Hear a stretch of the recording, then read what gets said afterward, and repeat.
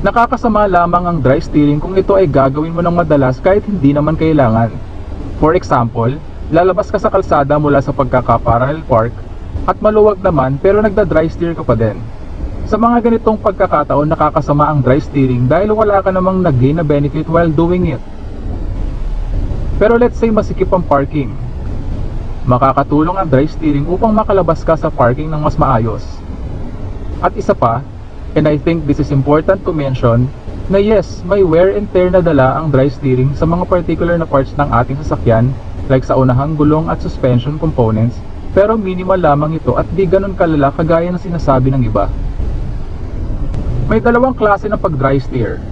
Una, tinatawag ko itong free dry steering. Ito yung pag-dry steer na di ka nakatapak sa brake pedal at di rin naka-engage ang handbrake ng iyong sasakyan. Meaning, freely makakapag-adjust ang iyong sasakyan habang nagda-dry steer ka.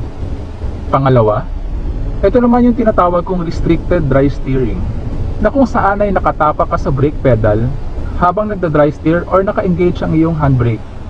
Dahil kung gagawin mo ito, ay di makakapag-adjust ang iyong sasakyan habang nagda-dry steer ka.